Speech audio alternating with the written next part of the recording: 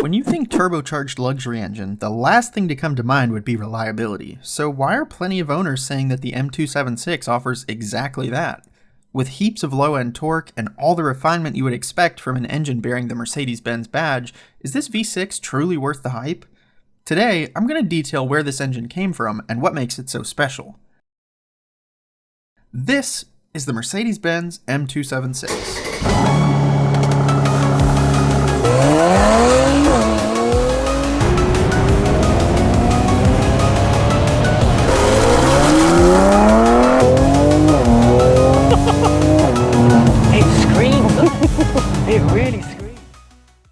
The story of the M276 begins in 2010, when it was created to replace the somewhat disappointing M272 V6. Aside from making fairly unremarkable power figures given its displacement and appetite for premium gas, the M272 also suffered from reliability problems with the plastic intake manifold and easily worn balance shaft gears, the latter of which could destroy an engine if left unchecked. With this in mind, the M276 had to go above and beyond to win back the trust of owners burned by its predecessor, who were now considering Audi or even, heaven forbid, BMW. So Mercedes went back to the drawing board. Departing from the 90-degree V angle used for all their previous V6 engines, Benz instead opted for a 60-degree angle this go-round, which eliminated the need for a balance shaft altogether. By combining the power and efficiency gains from a new direct injection system, complex multi-spark ignition, and refined VVT, Mercedes extracted 302 horsepower and 273 pound-feet of torque from the new M276 DE35, while also improving its fuel efficiency by a reported 24% over the M272. Not bad. With that, the engineers at Stuttgart had tackled every common complaint in the previous generation V6. Congratulations, sir. You have synthesized a new engine. However, the evolution of the M276 really took off 3 years after its debut. Benz took advantage of the modular design, precise variable valve timing, and pinpoint multi-spark ignition system to, you guessed it, turbocharge this baby, now making 329 horsepower and a very nice 354 pound-feet of torque in 2013's new DE30 LA variant. Not only did the new addition push more power, it did so at 500 cc's smaller than the naturally aspirated DE35 counterpart, now just 3 liters flat. In AMG and 4MATIC models, the DE30 LA's boost and compression ratio were further increased to squeeze out 362 horsepower and a tire-shredding 380 pound-feet of torque.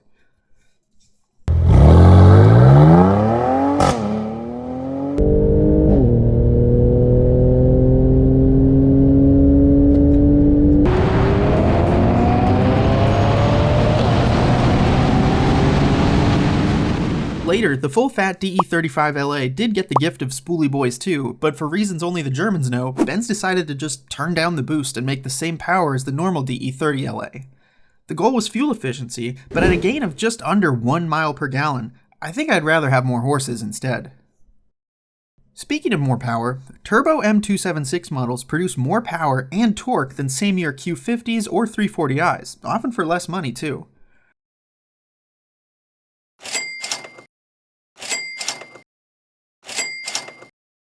With the help of a supercharger in addition to its turbo, the Audi S5's twin-charged V6 squeaks out a meager 4 more horsepower, but even then, the E400 with its M276 twin turbo makes 29 pound-feet of torque more, a far more noticeable advantage. However, no enthusiast leaves their car stock forever, and when it's time to start modding, the M276 does not disappoint. Tuning giant Weissatech has a variety of add-ons from ECU tunes to revised turbos, each coming with a sizable bump in performance. A downpipe and an intake can free up airflow that a tune can then take advantage of, and a turbo upgrade can boost things to the next level. Sorry, I kinda had to. It's easy to find 550 horsepower C43s that still reliably and comfortably carry their owners to work every day, a testament not just to the power this engine can handle, but the durability that runs in its DNA. So it can get over 30 miles a gallon on the highway, and it comes in any body style you can ask for. What goes wrong with the engine? Well, starting out, timing chain tensioners. These guys are pressurized by engine oil, and according to this article, early M276 DE35s don't have a check valve in there to prevent oil from flowing back out when the car sits for a long time, which can cause rattling on startup and even premature timing chain wear. By 2014, the issue was solved, with Benz installing check valves in all M276 engines from there on out, and issuing a technical service bulletin denoting the rattle and its potential causes. It seems none of the turbocharged engines suffered from this problem, just early model DE35s. Next up, the camshaft position sensors. These tell the computer where the camshaft is, and with that super refined, highly precise VVT system we talked about, they do not like being out of whack.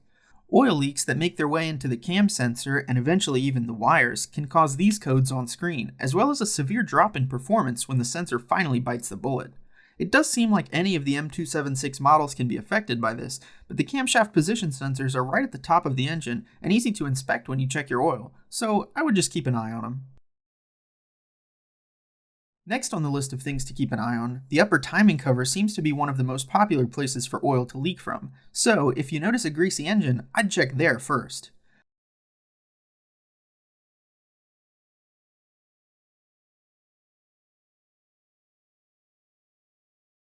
This repair doesn't require removal of the full timing cover, which is nice, but I'd use that as an opportunity to really inspect everywhere else for signs of leaks as well, like the water pump and valve cover gaskets, just in case.